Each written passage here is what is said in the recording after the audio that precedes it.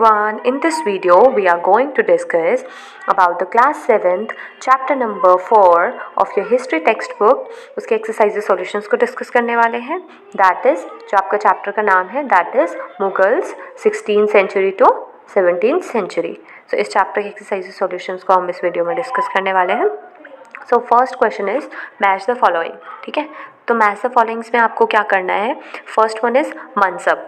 मनसब देखो आपको क्या दे रखे हैं, कुछ टर्म्स दिए हैं, उनसे रिलेटेड आपको चीज़ें दे रखी हैं, उनसे रिलेटेड टर्म्स दे रखे हैं, तो आपको उसको मैच करना है. ठीक है, सो स्टार्ट करते हैं. First that is mansab. So mansab क्या है, दैट इज अ रैंक. ठीक है, मंगोल, मंगोल इज उज़्बेक. ठीक है, next is Sisodia Rajput, so that belongs to Mewar. ठीक है, next is Rathore Rajput, so that was Marwar. Next is Noor Jahan. So Noor Jahan, that is Jahangir. ठीक है, that is related to Jahangir. Okay. Question number 2, that is about fill in the blanks. So fill in the blanks का first क्या पूछ रहा है, the 5 Deccan Sultanates were Berar, खंदेश और अहमदनगर. उसके अलावा 2 कौन सी थी, तो that is Bijapur and Golconda. ठीक है, नेक्स्ट आते हैं, दैट इज आपका सेकेंड आपका फिल इन द ब्लैंक क्या पूछ रहा है, if zat determined a mansabdar's rank and salary. Zat की वजह से क्या डिसाइड होता था आपका मनसबदार की रैंक और सैलरी. तो संवर, संवर क्या इंडिकेट करता है, तो संवर इंडिकेट करता है कि कितने नंबर ऑफ हॉर्सेस मेंटेन हुए हैं. ठीक है, फिर नेक्स्ट इज अबुल फैज़ल. अबुल फैज़ल कौन था, अकबर का फ्रेंड था और काउंसलर था, जो उनको हेल्प करता था आइडिया बनाने में, एडमिनिस्ट्रेशन मतलब कैसे शासन होगा क्या होगा, उनकी हेल्प करता था. कौन, अबुल फैज़ल. ठीक है, सो वो क्या होता था कि वहाँ पे क्या होता था, एडमिनिस्ट्रेशन में उनको आइडियाज़ फ्रेम करने में हेल्प करता था, ताकि क्या कर सके, वो एक सोसाइटी को गवर्न कर सकें, जिसमें बहुत सारे अलग अलग टाइप के रिलीजियस कल्चर्स आते हैं, रिलीजन्स आते हैं और कास्ट्स आती हैं. ठीक है, सो क्वेश्चन नंबर 3 पे मूव करते हैं. दैट इज़ आपका क्या पूछ रहा है, what were the central provinces under the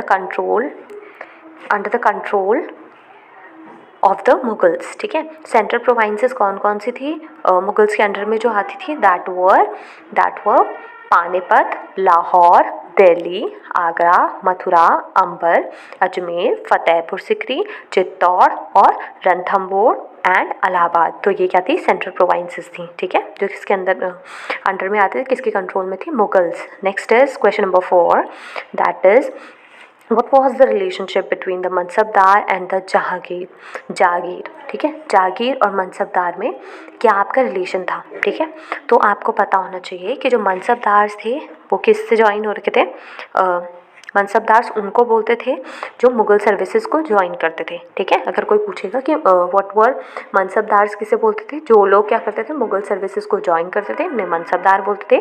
और जागीर क्या आती थी, सैलरी होती थी जो मनसबदार को मिलती थी, और किसके फॉर्म में मिलती थी, रेवेन्यू के फॉर्म में. ठीक है, जैसे रेवेन्यू मिलता है तो वैसे ही रेवेन्यू असाइनमेंट्स की फॉर्म में इनको सैलरीज मिलती थी. ठीक है, इसका मतलब क्या हुआ, जो मनसबदार थे उनको रिसीव होता था जागीर उनकी सैलरीज के तौर पे, और जो इसीलिए जो मनसबदार थे वो किस पे डिपेंड होते थे, जागीर से किसके लिए, अपने लाइवलीहुड के लिए. ठीक है, ऑब्वियस सी बात है ना, वो अपनी सैलरी पे डिपेंड होंगे. ठीक है, अपनी डे टू डे नीड्स के लिए. ठीक है, next question is what was the role of zamindar in Mughal administration.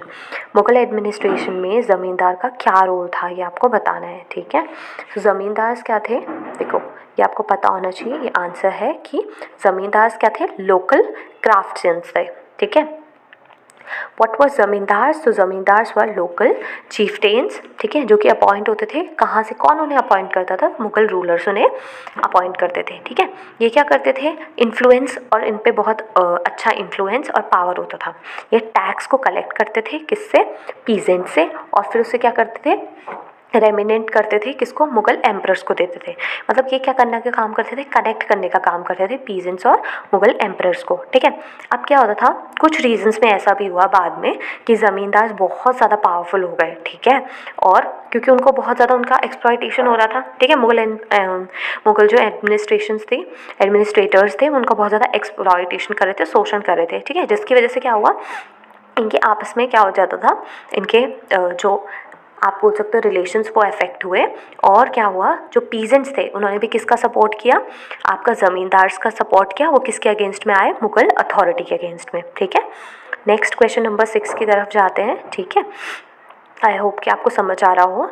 Question number 6 है that is how were the debates with religious scholars important in the formation of Akbar's ideas on governance. ठीक है, अकबर के जो idea थे गवर्नेंस पे, ठीक है, कि कैसे गवर्नेंस करनी, मतलब कैसे उनको क्या करना है, लेड करना है एज अ रूलर। ठीक है, तो उस पर क्या होते थे, बहुत सारे डिबेट्स होते थे। ठीक है, रिलीजियस स्कॉलर्स के साथ वो कैसे काम आते थे, वो इंपॉर्टेंट क्यों थे, वो आपको बताना है। ठीक है, सो आपको पता होना चाहिए कब, 1570 में। ठीक है, आंसर नंबर 6 है।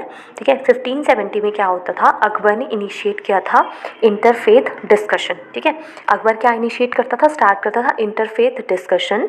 किसके बीच पे, कहाँ पे होता था, पहले तो ये पता होना चाहिए आपको, फतेहपुर सिकरी पे होता था। ठीक है, जिसमें क्या होते थे, स्कॉलर्स आते थे। स्कॉलर्स भी कहाँ से होते थे, अलग अलग बैकग्राउंड से, डाइवर्स बैकग्राउंड से होते थे। और किस में, उसमें क्या क्या आते थे, उसमें इंक्लूड होते थे उलेमास। ठीक है, उलेमास आपका इन्वॉल्व होते थे। उसके अलावा कैथोलिक प्रीस्ट हो गए, ब्राह्मण्स हो गए। ठीक है, जैसिट कैथोलिक प्रीस्ट हो गए, और जोरो आर्टिशंस भी वहाँ पे आपके रहते थे। ठीक है, उसके अलावा जो ये डिस्कशंस थे वो कहाँ होते थे, इबादत खाना में। कहाँ पे, इबादत खाना पे होते थे। ठीक है, और ये क्या होते थे, अब किस पे फोकस करते थे, ये सोशल और रिलीजियस कस्टम्स पे। ठीक है, इस पे ये फोकस करते थे। अब क्या होता था, उसके बाद क्या हुआ, आपको धीरे धीरे इन इंट्रैक्शंस के थ्रू अकबर को ये रियलाइज़ हुआ कि जो रिलीजियस स्कॉलर्स हैं उनको कई बार एम्फेसाइज करना पड़ता था। ठीक है, एम्फेसाइज करते थे रिचुअल्स में, डॉगमास में। अब इसकी वजह से क्या होगा कि जो लोग हैं वो डिवाइड हो जाएंगे डिविजन्स में, सोसाइटी में। ठीक है, सोसाइटीज़ बनेंगी, डिविजन्स बनेगी। तो उन्होंने सोचा कि हमें, मतलब इतना सब डिस्कशन के बाद उन्होंने ये कंक्लूड किया, उन्हें ये समझ आया कि हमें कौन सा कॉन्सेप्ट लाना चाहिए, सुलह कुल। ठीक है, सुलह कुल या यूनिवर्सल पीस का कॉन्सेप्ट वो लेके आए। ठीक है, ओके, नेक्स्ट क्वेश्चन है question number 7, that is Why did the Mughals emphasize their Timurid and not their Mongol descents? ठीक है,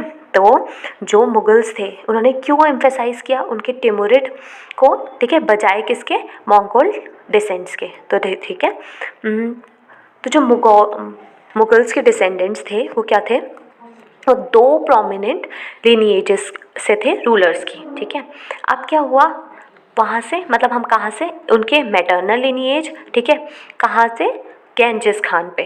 और जो मंगोल ट्राइब्स के रूलर्स थे वो क्या थे, उनके पेरेंट्रल लिनिएज थे, जो कि तैमूर से थे। अब जो रूलर थे कौन, ईरान के। ठीक है, जिसको आज इराक बोलते हैं, और मॉडर्न डे आजकल का जो टर्की है। ठीक है, वहाँ पे क्या हुआ, जो मुग़ल थे उनको क्या किया जाता था,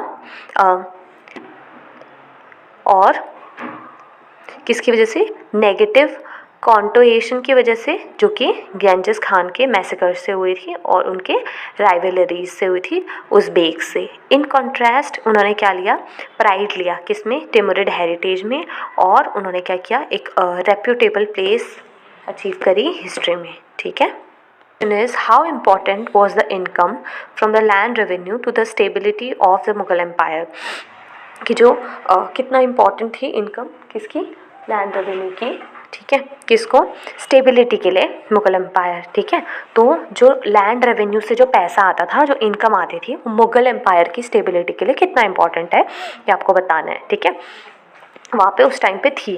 तो जो इनकम थी कहाँ से, जो कि लैंड रेवेन्यू से आती थी, वो बहुत ज़्यादा इंपॉर्टेंट रोल प्ले करती है स्टेबिलिटी को मेंटेन करने में मुगल एम्पायर की, क्योंकि उसको बहुत ज़्यादा पर्पसेस के लिए यूज़ किया जाता था। ठीक है, क्या क्या पर्पसेस के लिए यूज़ किया जाता था, जैसे कि अगर एम्पायर को बड़ा करना है, उसको एक्सपेंड करना है, अब अगर लड़ाई हो रही है कहीं पे, ठीक है, वॉर्स हो रही है, तो उसके लिए फंडिंग चाहिए, पैसा चाहिए, वो भी कहाँ से आता था, इन रेवेन्यूज़ के थ्रू। आर्मी को सैलरी देनी है। ठीक है, और क्या है, बहुत सारी आर्टिसंस हैं और भी वर्कर्स हैं। ठीक है, उन सब के लिए, और जितना भी राजपाट में जो उनका एक्सपेंडिचर्स आते थे, जो खर्चे होते थे, वो भी किससे आपके उनके, वो भी उनके लैंड रेवेन्यू के थ्रू पे होते थे। तो लैंड रेवेन्यू काफ़ी ज़्यादा स्टेबिलिटी लाता था किसमें, मुगल एम्पायर के टाइम पे। क्वेश्चन नंबर 9 पूछ रहा है, why was it important for the Mughals to recruit mansabdars from diverse backgrounds and not just Turanis and Iranis. ठीक है, तो जो मुगल के एम्पायर्स थे, मुगल रूलर्स थे, तो मुगल के रूलर्स ने सिर्फ मनसबदार्स को तुरानीज़ और ईरानीज़ को क्यों नहीं रखा, अलग अलग जगह से वो डाइवर्स बैकग्राउंड से क्यों लेके आए, ये आपको बताना है। ठीक है, तो देखो क्या हुआ, जैसे जैसे मुग़ल एम्पायर बढ़ा, ठीक है, वो अलग अलग रीजन्स में गया। अब क्या हो गया था, ये बहुत ज़रूरी था मुगल्स के लिए कि वो क्या करें, कि वो अलग अलग ग्रुप ऑफ पीपल से रिक्रूट करें मनसबदार्स को। ठीक है, ताकि देखो अगर ना लोकल लोगों में से ही अगर हम किसी को रिक्रूट करेंगे तो उस टाइम पे क्या होगा, या अभी भी, तो वहाँ पे क्या हो जाएगा, जो लोकल के वहाँ के लोकल जो पॉपुलेशन है वो कंफर्टेबल फील करेगी पहले तो, है ना, जो भी मतलब उनकी वजह से वो कंफर्टेबल फील करेगी। साथ ही साथ क्या होगा, जो क्या होता था, जो मुगल एडमिनिस्ट्रेशन था वो किसको इंक्लूड करने लग गया था, अलग अलग रेंज ऑफ बैकग्राउंड्स के लोगों को वो इंक्लूड कर रहा था, रिक्रूट कर रहा था, जैसे इंडियन मुस्लिम्स को, अफ़गान्स को, राजपूत्स को, मराठास को, और भी बहुत सारे ग्रुप्स जो कि किसके अलावा, तुरानीज़ और ईरानीज़ के अलावा। ठीक है, so question number 10, that is, like the Mughal Empire, India today is also made up of many social and cultural units. Does this pose a challenge to national integration? तो क्या होता है ना, जैसे मुगल एम्पायर के टाइम पे क्या था, जैसे इंडिया में बहुत सारे क्या थे, सोशल और कल्चरल यूनिट्स थे, आज भी हैं, तो आपको बताना है कि इसकी वजह से आज के टाइम पे कोई चैलेंज आता है नेशनल इंटीग्रेशन को, तो आपको बताना है। ठीक है, सो देखो आंसर क्या हो जाएगा, answer number 10 will be no, this does not pose a challenge to the national integration. National integration पे कोई चैलेंज नहीं आता है। क्यों नहीं आता है, देखो उस टाइम पे और अभी की बात कर रहा है ना, तो देखो क्योंकि हमारे पास क्या है, एक यूनिफाइड सिस्टम ऑफ गवर्नमेंट है। आपको पता है ना, गवर्नमेंट हमें क्या करती है, रूल करती है। वहाँ पे क्या है, हमारे पास यूनिफॉर्म एक जैसे क्या है, रूल्स और रेगुलेशंस है हर सिटीजन्स के लिए। ये मैटर नहीं करता कि वो किस कास्ट का है, किस रिलीजन का है, जो भी है, तो क्या है, यूनिफॉर्म रूल्स और रेगुलेशन है।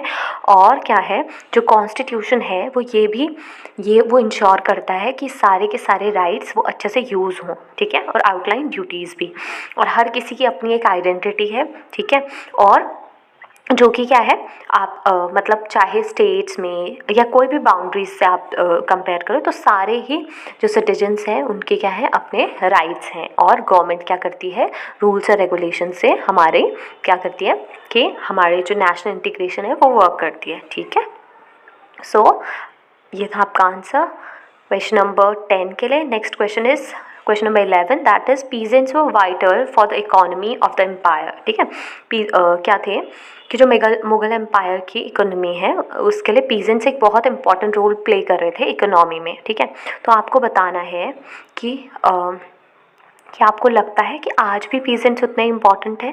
ठीक है, और जो गैप था इनकम का रिच और पुअर के बीच में इंडिया, वो क्या हुआ है, चेंज हुआ है। ठीक है, उस पीरियड से लेकर, ठीक है, पीरियड ऑफ मुगल से, तो देखो क्या हुआ है कि पीजेंट्स जैसे पहले के टाइम पे इम्पॉर्टेंट रोल प्ले करते थे, वो अभी भी इम्पॉर्टेंट रोल प्ले करते हैं हमारी सोसाइटी में।